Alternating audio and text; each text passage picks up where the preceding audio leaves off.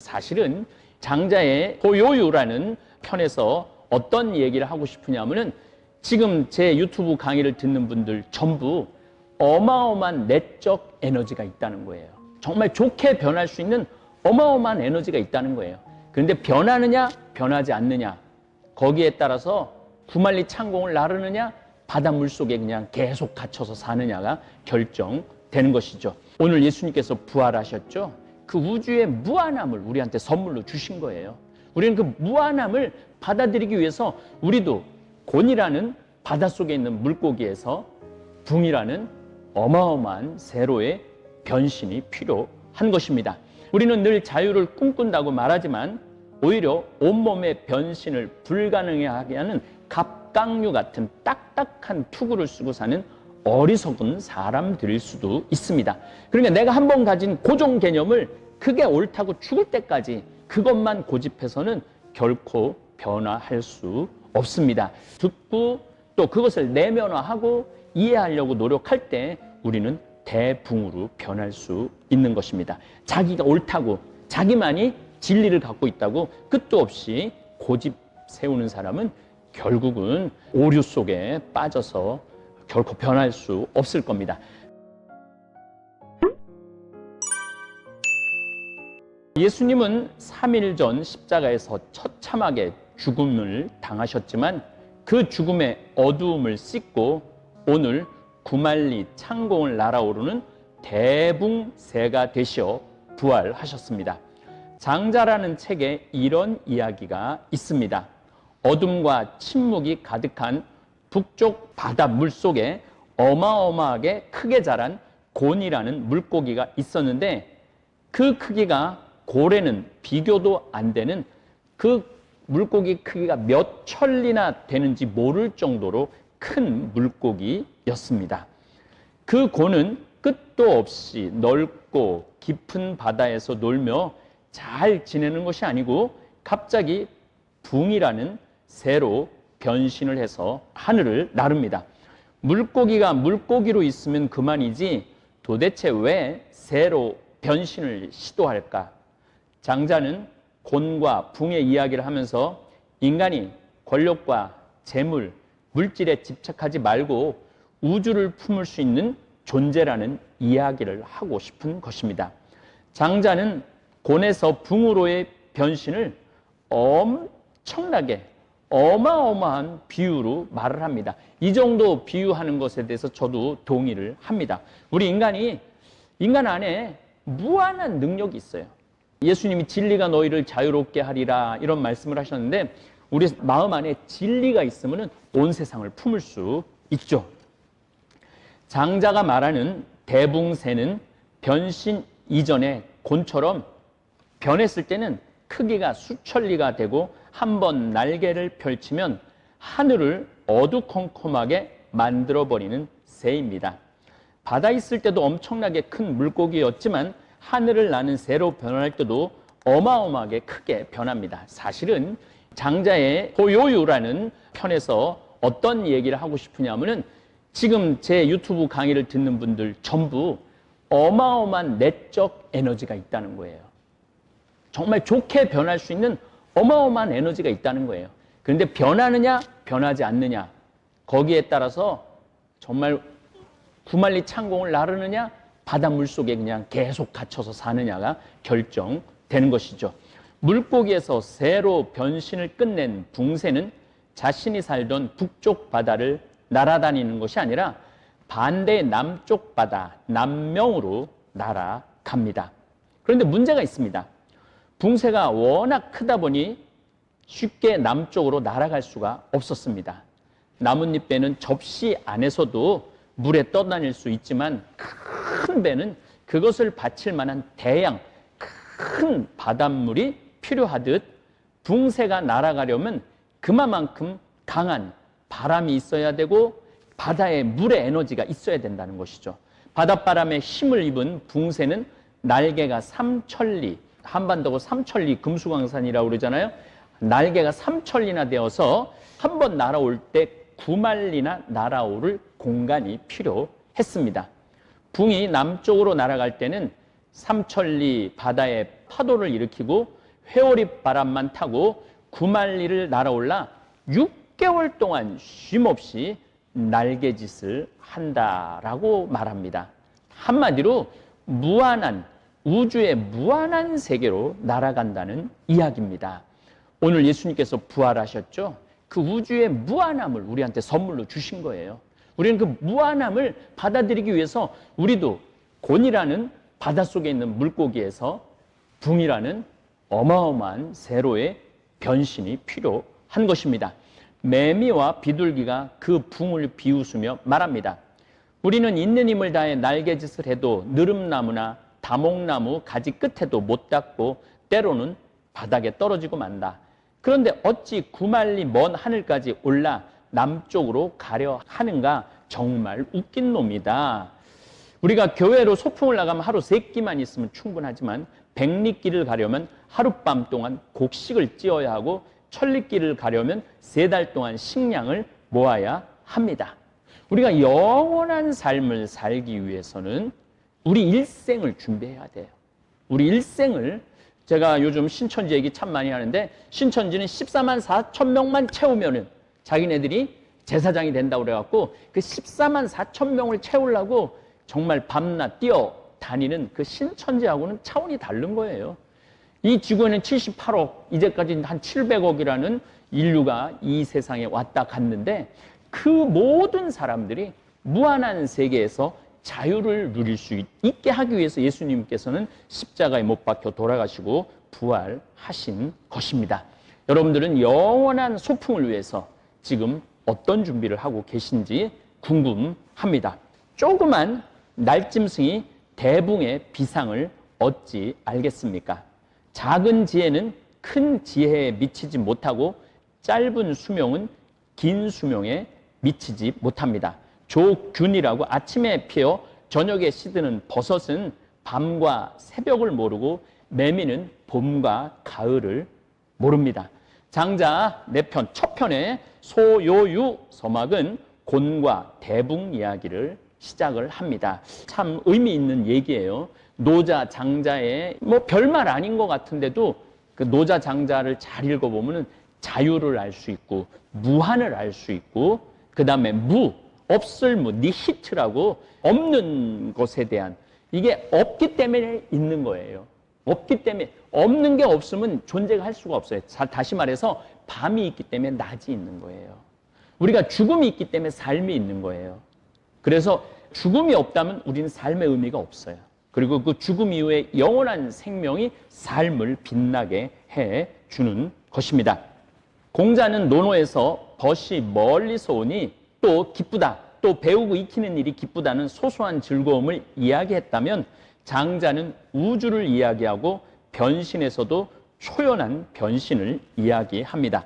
바다에서도 수천이나 되는 물고기 곤이 붕새로 변하는 과정은 결코 쉽지 않습니다.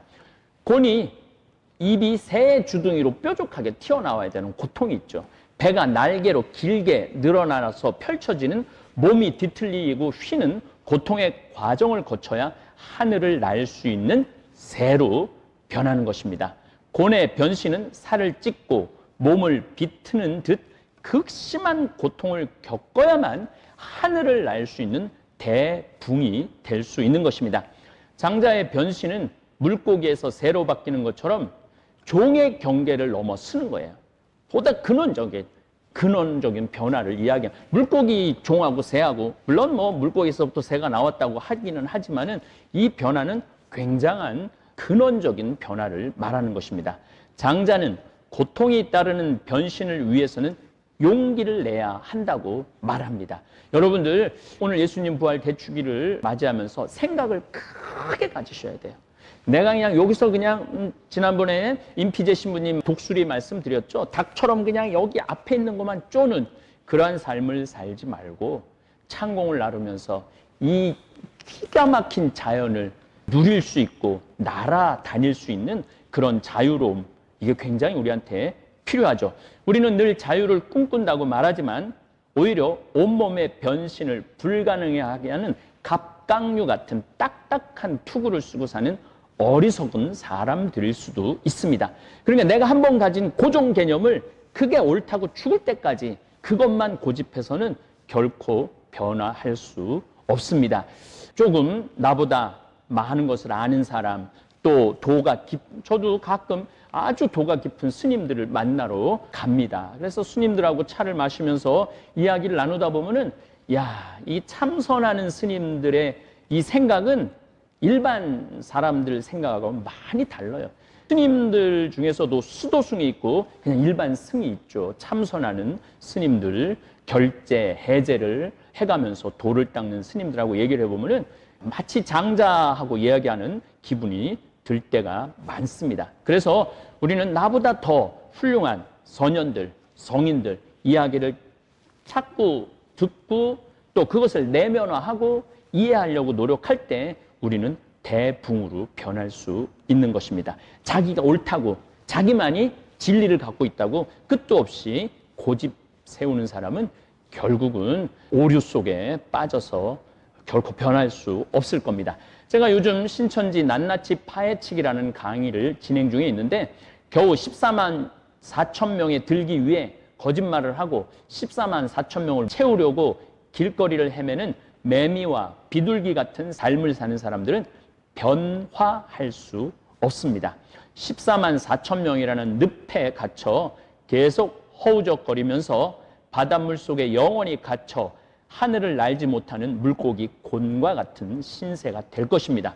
대붕새는 새로 변화되어 구말리 하늘을 날아 큰 날개를 천하에 들이우고 저 남쪽 따뜻하고 살기 좋고 자유로운 곳으로 유유히 날개를 펼치고 날아갑니다. 곤이라는 물고기는 바다에서 살기가 너무 비좁기 때문에 익숙한 삶의 터전인 바다를 떠나 하늘로 오르는 것입니다. 여러분들 지금 내 마음의 크기를 점점 크게 갖다 보면은 내가 지금 막 여기서 연연하는 거, 집착하는 것에 있어서 벗어날 때 내 영혼이 커짐을 예수님이 진리가 너희를 자유롭게 하리라 그러듯이 예수님 자체가 정말 진리죠.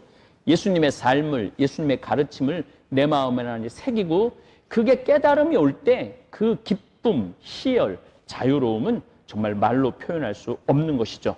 물고기 곤은 어둠의 바닷속에서 더 이상 살 수 없는 때가 되자 혼신의 힘을 다해 자신을 감싸던 비늘을 버림으로써 변화를 이룩했던 것입니다.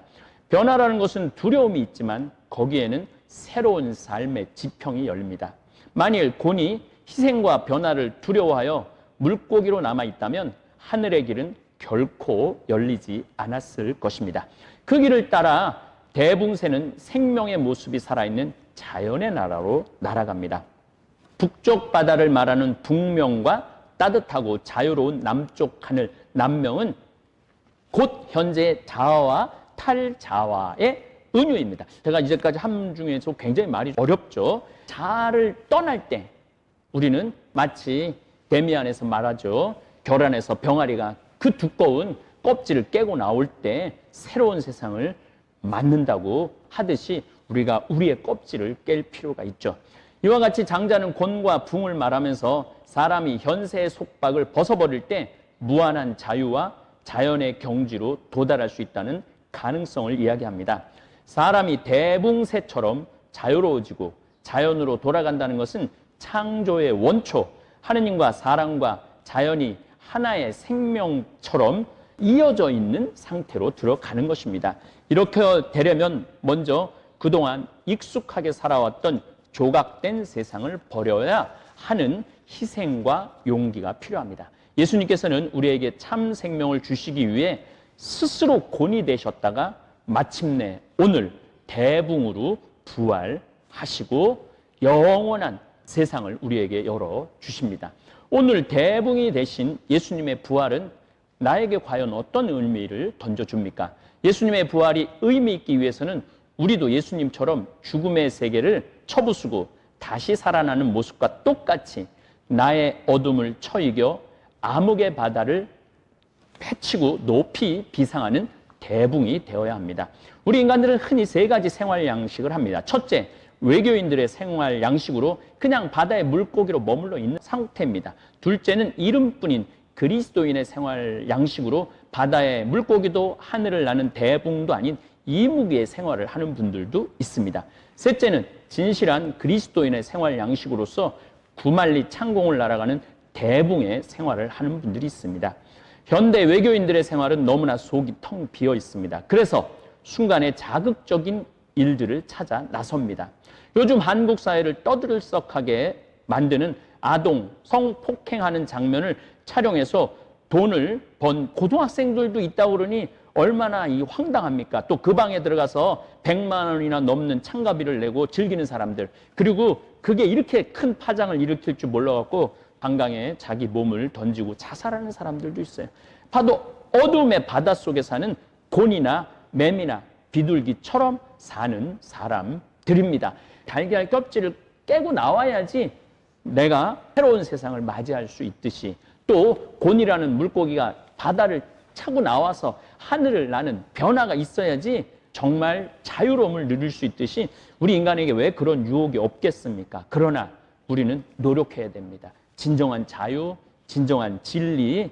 그들은 결코 예수님이 말씀하시는 진리가 너희를 자유롭게 하리라는 참 말씀의 맛을 모른 채 살아가는 사람들입니다. 그래서 우리는 도 닦아야 돼요. 도를 닦는다는 건 기도해야 되는 거예요. 예수님을 제가 가끔 도사라고 말씀드리죠. 예수님은 길의 선생님이에요. 늘 걸어 다니셔요. 사람들을 가르치기 위해서. 그래서 우리도 늘 정말 도를 닦기 위해서 끝도 없는 순례를 해야 되는, 그게 우리 인생 순례입니다. 지금도 수많은 사람들이 세 속에 정신없이 순간의 행복을 찾고 어둠 속을 헤매고 있습니다. 그들은 금전에서, 세력에서, 또 인간의 품위를 떨어뜨리거나 아니면 정신적 혹 육체적으로 해를 끼치는 자극적인 동영상이나 생활에 젖어서 구만리 창공을 날아오를 생각 자체를 안 하는 사람들입니다. 그저 더 좋은 차, 더 좋은 아파트, 조금 더 높은 지위와 하찮은 물건의 노예가 되어서 다른 사람보다 더 잘나야 한다는 그 보잘것없는 미미한 경쟁에서 다른 사람을 짓밟고 행복을 찾고 있습니다. 우리 한국 사회에서 그 갑질, 정말 그 미미한, 정말 조그만 그 경쟁, 거기서 나봐야 얼마나 잘났겠어. 인간 자체가 상대방을 존중할 줄 아는 대붕세가 돼야 되죠. 과거, 현재, 미래가 진실할 때 지속적인 행복을 유지할 수 있습니다. 우리가 정말 과거는 돌아보지 말아야 돼요. 과거에 너무 집착하면 우리 못 살아요. 그렇지만 과거가 성실할 때 현재가 즐겁고, 현재가 정말로 기쁠 때 미래가 기다려지는 것입니다. 두 번째 생활 양식은 물고기도 아니고 대붕도 아닌 이무기 같은 생활 양식으로 살아가는 사람들입니다. 진리를 사랑하는 사람들은 삶의 고귀함을 유지하고 싶어 합니다. 현대 그리스도인에게는 고대, 그러니까 예수님 탄생 전에 소크라테스 같은 사람들이죠. 또 부처님 같은 분들, 공자님 같은 분들, 주님을 모르면서도 선하게 사는 길을 찾아 나섰지만 21세기는 그런 정말 선한 삶, 고귀한 삶을 찾아 나서는 사람들이 그리 많은 것 같지가 않습니다. 또 우리 21세기는 주 예수 그리스도님을 너무나 명확하게 알고 있습니다. 뭐 유튜브로 뭐 방송으로 예수님의 삶을 모르는 사람이 어디 있어요? 그리고 세례까지 받았음에도 불구하고 참다운 신자 생활의 기회를 놓치고 많은 분들을 일컬어 이무기라고 말할 수 있습니다. 이름뿐 그리스도인들은 불가능한 일을 하려고 합니다. 내가 그리스도인인데 불가능한 일을 하려고 그래요. 그 불가능한 일이 뭐냐 하면은 하느님의 자녀로도 살고 싶고 세속의 자녀로도 살고 싶어. 이게 불가능한 일이에요. 하느님의 자녀로 살려면 완전히 하느님의 자녀로 살고, 그냥 세속의 자녀로 살려면 세속의 자녀로 살아야지 중간에서 가지도 오지도 못하면서 어정쩡하게 여기 기웃거리고 저기 기웃거리면은 결코 대붕세가 될 수 없이 이무기로 떨어지는 것입니다. 이무기들은 하느님과 동시에 금전을 섬기려 하고 이 세상 것도 갖고 싶고 하늘나라도 차지하려고 하며 십자가는 멀리하면서 영광의 관은 얻으려고 합니다. 그들은 올바른 길에서 벗어나고 있다는 것도 깨닫지 못합니다. 이제 조금 있으면 선거가 돼요. 보면은 그 권력을 차지하려고 얼마나 정말 욕을 하고 비난을 하고 그 본성을 잃어버리는 거죠. 살짝 미치는 거죠. 그래서 이무기들이 되는 경우가 참 많죠. 참으로 그리스도의 십자가를 따르는 사람은 그래서 그리스도와 함께 영광스럽게 부활하려면 그리스도와 함께 살고 그리스도와 함께 죽어야 한다는 사실을 알고 있습니다. 우리는 여러 가지 방법으로 그리스도와 함께 죽을 수 있습니다. 우리는 마땅히 해야 할 것과 하지 말아야 할 것을 구분할 줄 알아야 합니다.